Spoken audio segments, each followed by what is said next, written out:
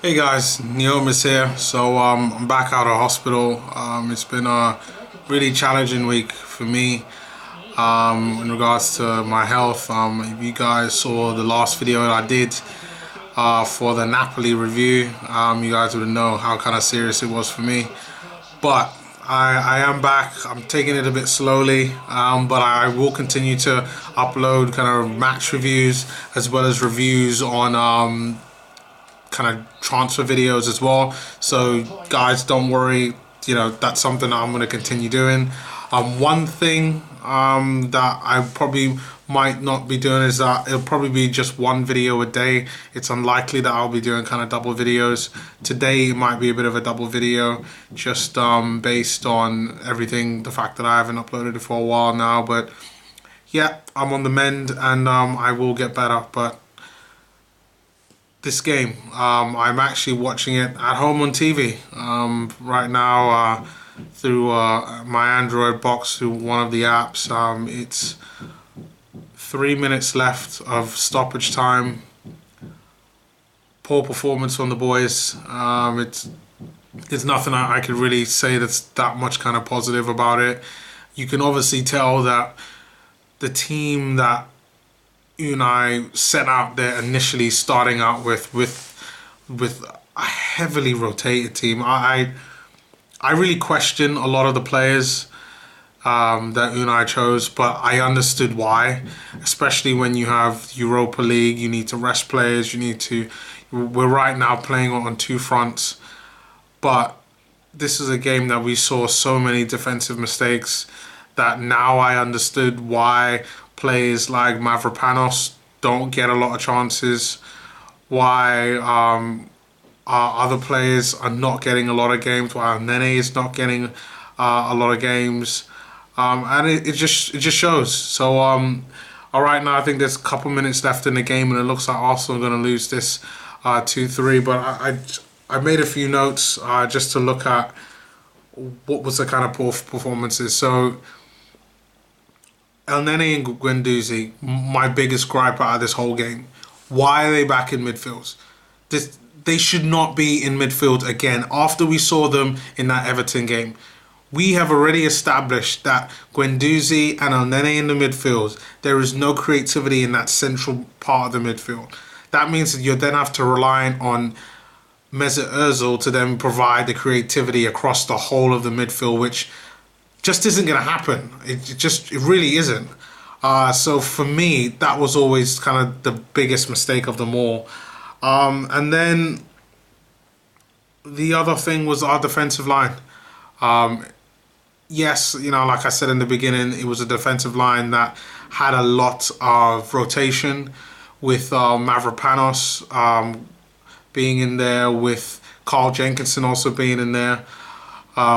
Mustafi was in there, and I will get to him in more detail, and Kolasinac as well.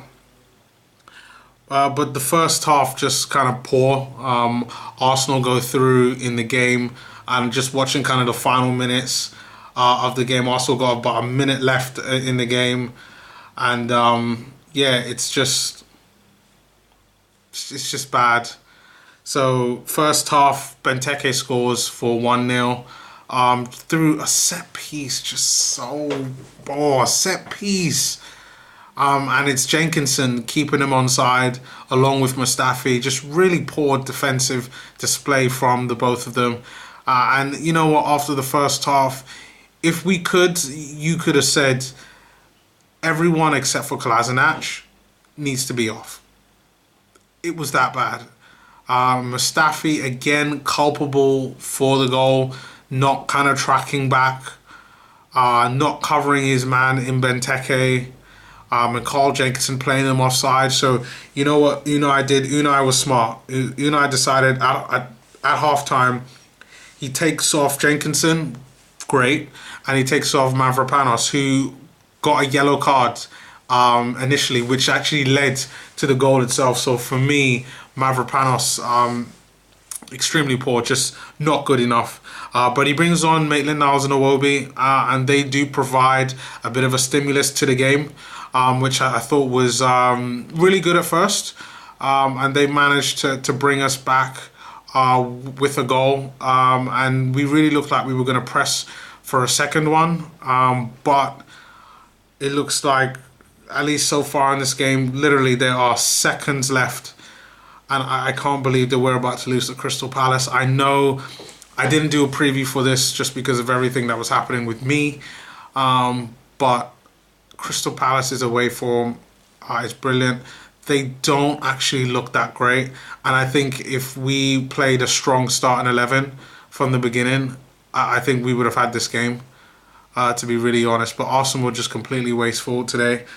I mean, before we could even score the second, MacArthur, again, another kind of corner set piece, scores a goal through just overall bad defending from all of the back four. Again, I don't want to keep singling out Mustafi, but Mustafi, again, just the whole back line just not good enough. Players just not knowing what they're doing. The game was actually just finished, so Arsenal just lost 2-3 to Crystal Palace. And yeah, just again, continuously defensively, it's just not been good enough in this game, and it just again shows that we need a lot more work in the transfer window. A little bit of a bright spot. Aubameyang did manage to score a second to keep hope alive, but unfortunately, you know, even with the work that he did, just didn't manage it. But I just think that we should have been able to put on a better performance in this game. I still believe in the boys. I understood why Unai chose team selection. It's just, it's a bit annoying, especially when you look at the fact that Manchester United just got slapped earlier on today 4-0 by Everton, and you know, it was a chance for us to kind of capitalise on their cock up, to quote unquote, and for us to actually win the game and potentially go in the third, or at the very least get a draw. So it's our first loss since we lost to City at home at the beginning of the season. So it's a bad one, but you know, I understood why this has happened. But let's kind of make these changes, improve. I believe our next kind of away game is against Wolves coming up, and that's now turned into a must-win game. Like, it's I cannot be any clearer. Like, that Wolves game is it's a must-win. We can't lose it. It's one of those ones where we just cannot lose it, or else we risk having to rely on the Europa League in order to get playing back into the Champions League. And even though at the beginning of the season I did say that if Unai Emery could just focus on consolidation, and then we could work about improvements, you know, in the coming seasons, just how the season has gone,